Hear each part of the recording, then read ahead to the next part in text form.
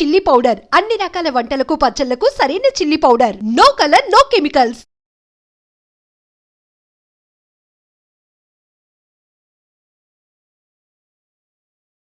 నమస్కారం. Welcome to I dream. ధర్మ మార్గం విత్ విజిత కార్యక్రమానికి స్వాగతం.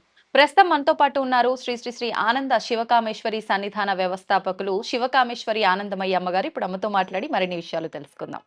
నమస్కారం అమ్మా. శ్రీమాత్రే నమః. అమ్మా, ఇప్పుడు మనకు శ్రావణ మాసం ఆల్రెడీ కొన్ని రోజులు గడిచిపోయింది, ఇంకా కొన్ని రోజులు ఉంది. కొంతమంది ఎలా అంటే ఆహార విషయంలో చాలా నియమాలు పాటిస్తూ ఉంటారు ఈ శ్రావణ మాసం వచ్చింది అంటే. కానీ కొంతమంది వాళ్ళ అంటే రెగ్యులర్ విధానంలో ఎటువంటి ఆహారం తీసుకున్నా, అంటే అది మాంసాహారమే కావచ్చు, శాకాహారమే కావచ్చు, తినేస్తూ ఉంటారు ఈ శ్రావణ మాసంలో కూడా. అంటే మనం ఎంత నియమనిష్టలతో పూజించుకునే ఈ మాసం అంతా కూడా ఇలా మాంసాహారం భుజించడం కరెక్ట్ పద్ధతేనా? అసలు ఇది సరైనదేనా? దాని గురించి వివరించండి. శ్రీమాత్రే నమః. శ్రీ గురుభ్యో నమః. మాంసాహారం తినవచ్చా? మాంసాహారం అసలు ఎప్పుడూ తినకూడదు. ఇప్పుడనే కాదు, ఎందుకంటే ఒక జీవిని చంపి తినే హక్కు మనకు లేదు. మన ప్రాణం ఎలాగో దానిది కూడా అంతే. సరే, ఇంకా తినద్దు అంటే మన ధర్మాలని బట్టి పూర్వం నుంచి వారి వారి యొక్క వృత్తుల్ని బట్టి కొన్ని కొన్ని సాంప్రదాయాలు వచ్చాయి. అవును. పూర్తిగా అందరూ శాకాహారుల కింద మారాలి అని చెప్పి నేను కోరుకుంటున్నాను. ఇంకా కొన్ని మాసాల్లో తినకుండా ఉండడమే మంచిదమ్మా. ఎందుకంటే శ్రావణ మాసము, కార్తీక మాసము, మార్గశిర మాసము, మాఘమాసము ఇట్లాంటి కొన్ని విశేషమైనటువంటి మాసాల్లో మాంసాహారం తినకపోవడమే మంచిది. ఎందుకు అంటే ఆహారం అనేది ఎందుకు? ఆహారం అనేది, ఆహారమే మన మనస్సు, ఆహారమే మన శరీరము, ఆహారమే మన బుద్ధి. ఇవన్నీ కూడా రజోభూయిష్టమైనటువంటి ఆహారాలు, రజోగుణాన్ని పెంచేవి.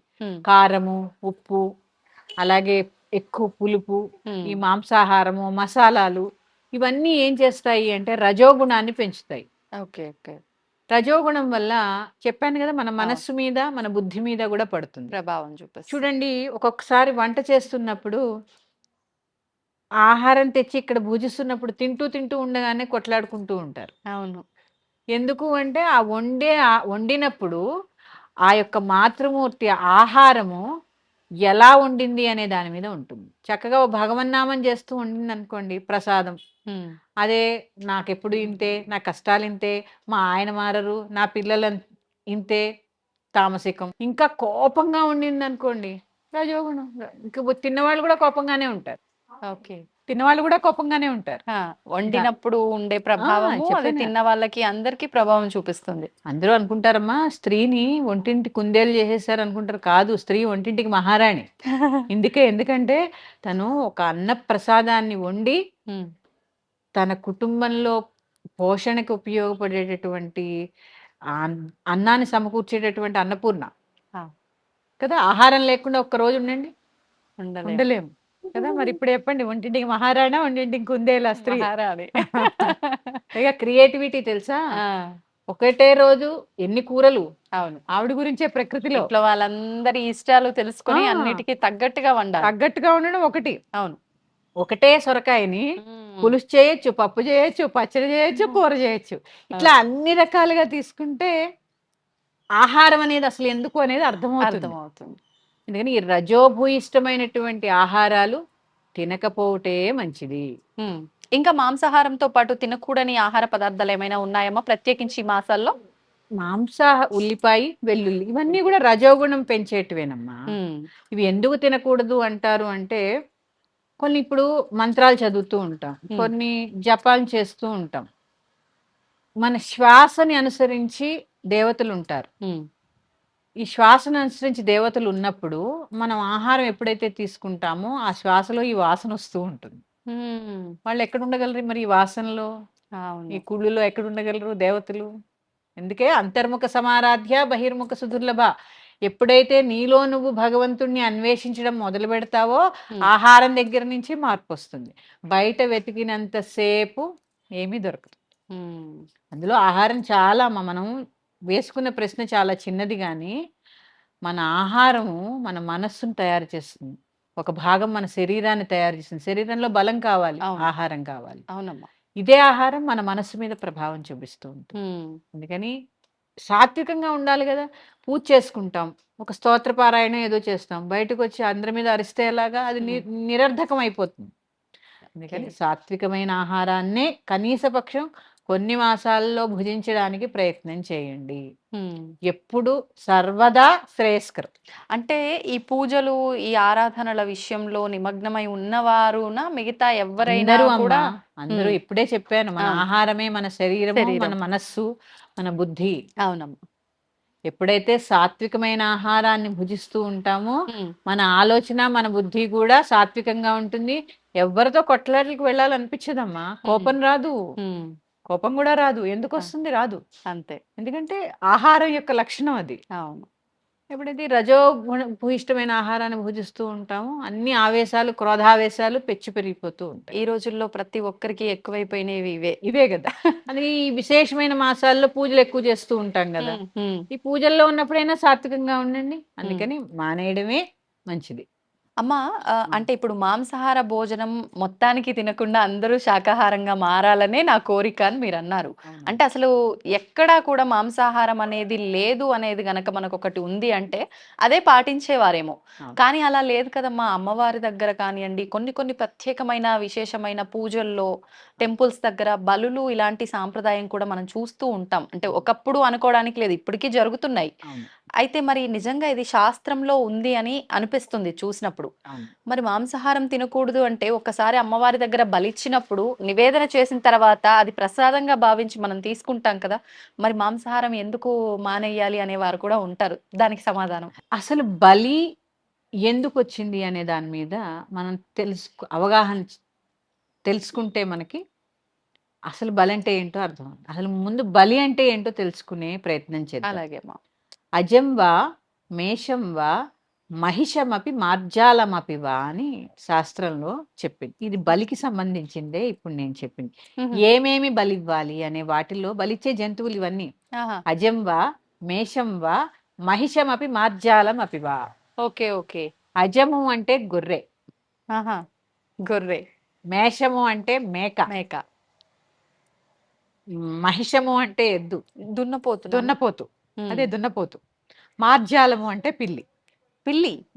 అంటే పిల్లిని కూడా బలిస్తారా? కొన్ని ప్రాంతాల్లో ఇస్తారేమో, మరి శాస్త్రంలో చెప్పబడింది. Okay, okay. ఇది ఈ ప్రాణానికి ఆ ప్రాణానికి పెద్ద తేడా ఏముందిలేమ్మా. అంతే. గొర్రె ప్రాణానికి పిల్లి ప్రాణానికి తేడా ఏదైనా ఆకారంలో వేరుండొచ్చు గానీ ప్రాణం ఒక్కటే జీవం కదా. అంతే అమ్మా. ఇప్పుడు నీలో ఉండేది రక్తం, నాలో ఉండేది రక్తం, పిల్లిలో కూడా రక్తమే ఉంటుంది. అంతే. ఇది గ్రహిస్తే ముందు సగం మాంసాహారం తినడం మానేస్తాం. ఆ. ఇక అజంవా మేషంవా మహిషపి మార్జాలమపివా, ఇవి బలివ్వాలి. ఏవి బలివ్వాలి?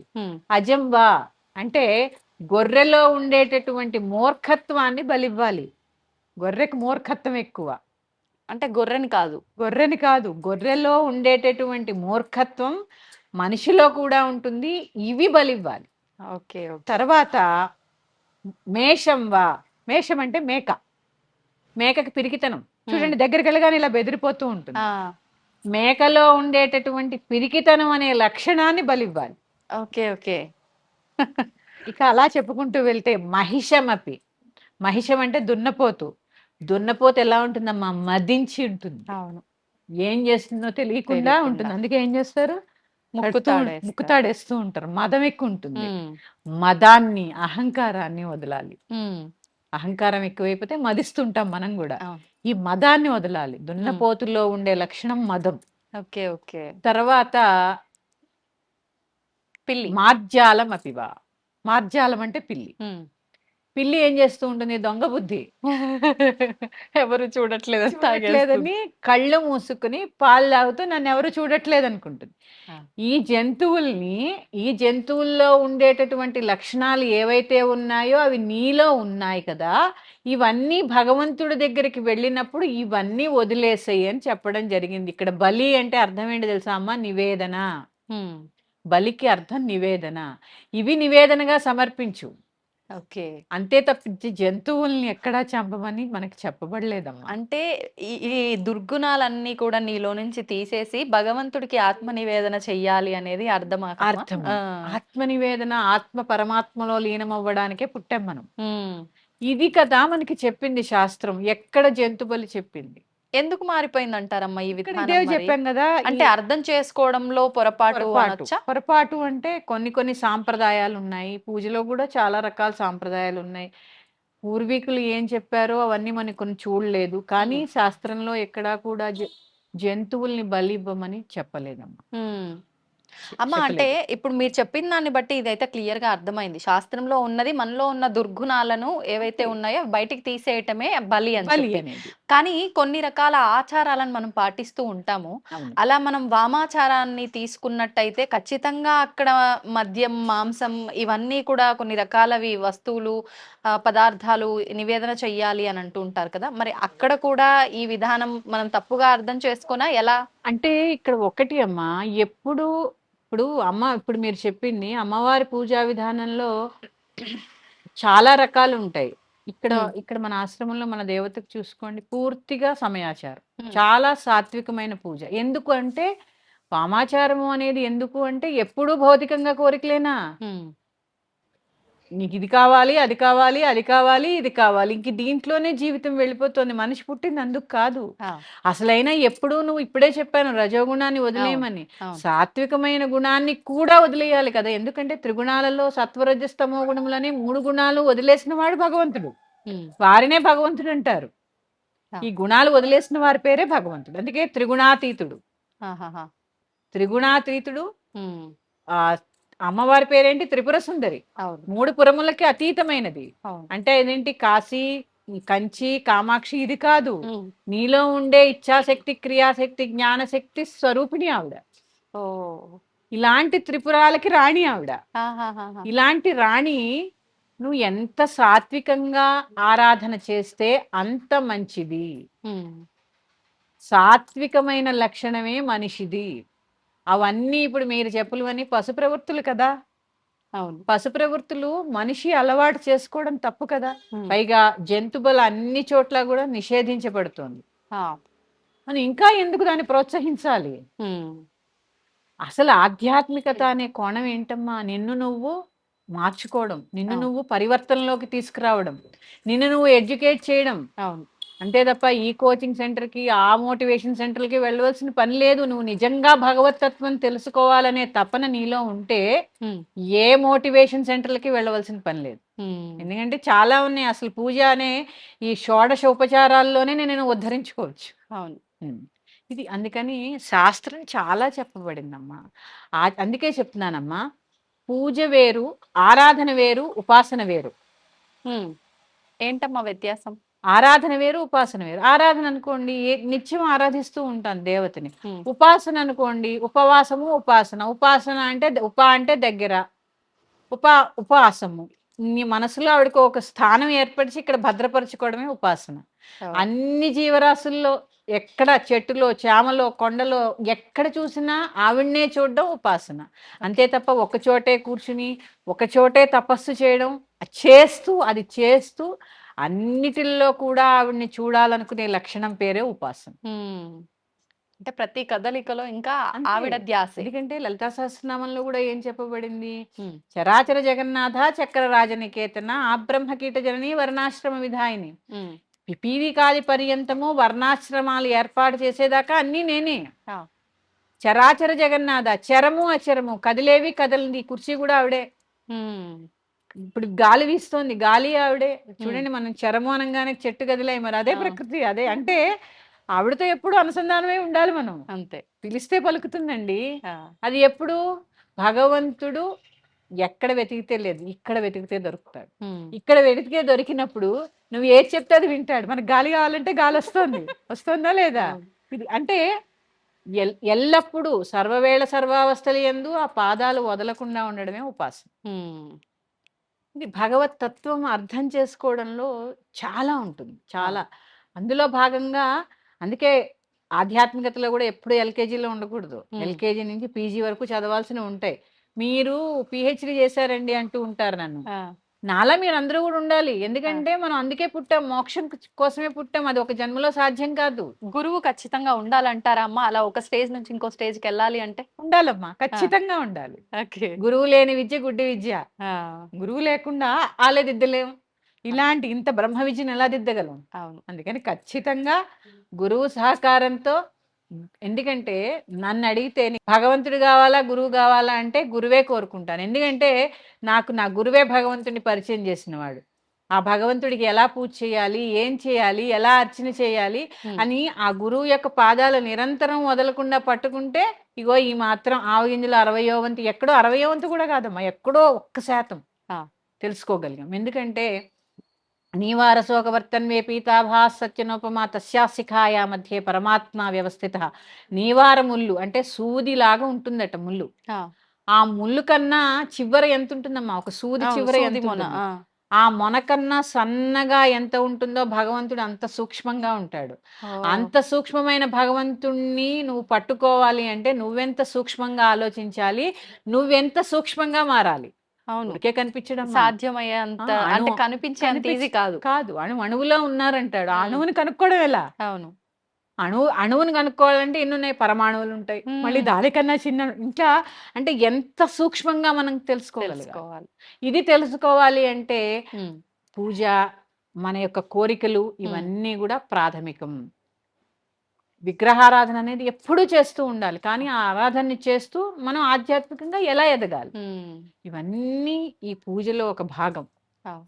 ఇదంతా ఎవరు చెప్పారు? గురువు ద్వారా, నీ సాధన ద్వారా నువ్వు తెలుసుకోవాలి. ఇది ఎవరు వచ్చి చెప్పరు. ఆ, ఎవరికి వారు సొంతగా ఎక్స్పీరియన్స్ అయ్యేటటువంటి విషయాలు ఇవన్నీ. Okay, okay. కానీ జంతు బలి అనేది ఎప్పుడూ కూడా సమ్మతం కాదు. ఉమ్, అందులో ఏ జంతువునైతే ఇప్పుడు బలిస్తూ ఉన్నారో కొన్ని చోట్ల, ఆ జంతువులో ఉండేటటువంటి మనలో కూడా జంతువులు ఉంటాయి. ఎందుకంటే మనం అన్ని జన్మలు 86 లక్షల జీవరాశుల్లోంచి పుట్టే మనిషి జన్మ ఎత్తాం. అవును. ఎత్తినప్పుడు కొన్ని కొన్ని అవలక్షణాలు మనకు ఉంటాయి. ఉంటాయి. పశు ప్రవృత్తులు. పశు ప్రవృత్తిలో ఒకటి ఉదాహరణ చెప్పనా? ఉమ్. కంచెల్లో అన్నం పెట్టుకోగానే వెంటనే తినేస్తాం. ఆ, ఎందుకంటే మనకి భగవంతుడు 24 గంటల సమయం ఇచ్చాడు. అవునా? అవునమ్మా. ఆహారాన్ని భగవంతుడు అందించాడు. ఉమ్, కృతజ్ఞత ఏది? ఉమ్, నీకు ఇవన్నీ ఇచ్చిన దేవుడికి ఏం తినడు, దేవుడు ఆ. తినడు అని కూడా నేను చెప్పను. ఆ. దేవుడికి ఇవన్నీ అవసరం లేదు. కానీ ఇవన్నీ ఇచ్చినటువంటి భగవంతుడికి ఉమ్, నువ్వు సమర్పించి తినాలి అని చెప్పే భావనే నీకు లేకపోయే ఉమ్, ఏమీ వద్దు, నీకు మంత్రాలు రావు. అవును. శ్రీమాత్రే నమః అని ఒక్కసారి పూజించండి, అన్నం ప్రసాదం అవుతుంది. ఆ, కృతజ్ఞత, ప్రకృతి పట్ల కృతజ్ఞత, భగవంతుడి పట్ల కృతజ్ఞత, తల్లిదండ్రుల యందు కృతజ్ఞత. అవును. నేను ఇలా ఇక్కడ కూర్చొని మాట్లాడుతున్నాను అంటే నా గురువు యందు కృతజ్ఞత, నా నా యొక్క నా యొక్క కుటుంబం యందు కృతజ్ఞత. ఎప్పటికప్పుడమ్మా ఉమ్, కృతజ్ఞత. కృతజ్ఞత అనేది చాలా అవసరం. అవసరం. మరొక అంశంతో మీ ముందుకు వస్తాను. శ్రీమాత్రే నమః. శ్రీమాత్రే నమః.